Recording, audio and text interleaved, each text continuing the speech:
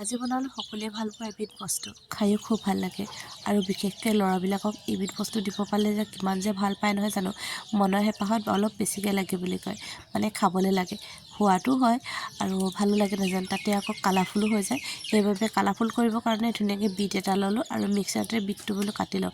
আৰু বনাওঁ বুলি ভাবিছোঁ বহুত দিনৰ পৰা ভাবি থকা এবিধ বস্তু মানে আঙুলি পিঠা দেখি থাকোঁ বনোৱা সকলোকে ইউটিউবত ফেচবুকত কিন্তু মই ভাবিলোঁ আজি ময়ো বনাই চাওঁ বহুত দিনৰ পৰা ভাবি আছিলোঁ বনাওঁ আৰু তাতেহে আজি জোখা মিলিলে আৰু সেয়েহে বোলো ধুনীয়াকৈ বনাই লওঁ এইফালে মই পিঠাখিনি লৈ ল'ম তাতে অকণমান বিটৰ ৰস দিলোঁ মোৰ মানে ঘিউ নাই সেইবাবে দিব নোৱাৰিলোঁ ঘিউ থাকিলে অকণমান দিলে মানে ভাল লাগে খাবলৈ কিন্তু নাই যে মোৰ সেইবাবে এনেদৰে মানে ধুনীয়াকৈ বিটৰ ৰসৰ লগত সানিলোঁ ধুনীয়াকৈ সকলো মিক্স কৰি লোৱাৰ পিছতে গৰম পানী অকণমান দিলোঁ আচলতে এইখিনি আমাৰ মেচিনৰ পিঠা হয় যে তিয়াই থোৱা নহয় মিক্সাৰত সেইবাবে কি হয় মানে গৰম পানীটো দিলে মানে অকণমান ভাল হয় কোমল হৈ থাকে আৰু আচলতে আমি যিকোনো পিঠা মঠিবলৈ হ'লে গৰম পানী দি যদি মঠি পিনে থৈ দিওঁ তেতিয়াহ'লে মানে কোমল হৈ থাকে আৰু বনাই খাবলৈ ভাল লাগে কোমল কোমল পিঠা নাজানো আৰু এনেকৈ টান হ'লেতো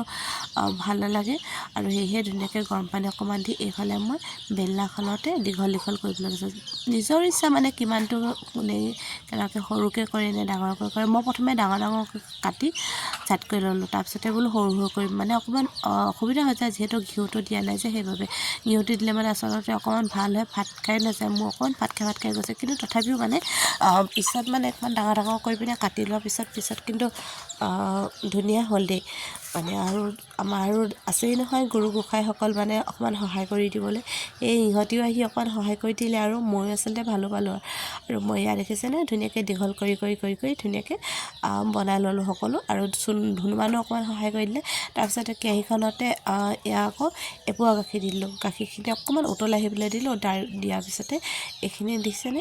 ধুনীয়াকৈ এটা এটাকৈ দি দিলোঁ আচলতে বনাবলৈ সহজে হয় কিন্তু এই প্ৰথমৰ কামখিনি অকণমান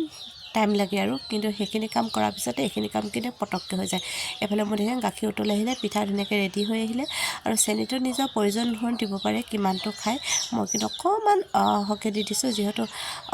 ভালেখিনি আছে পিঠা দিবলৈ সেইবাবে পিছত মিঠা নহ'ব বুলি অকণমান সৰহকৈ দি আৰু একেবাৰে লাহে লাহে মানে লৰাব লগা হৈছে যদি অলপ সৰহকৈ লৰাই দিওঁ তেতিয়া কি ভাঙি যোৱা চান্স থাকে আৰু লাহে লাহে লৰাই মোৰ এইফালে পিঠা ৰেডি হৈ গ'ল।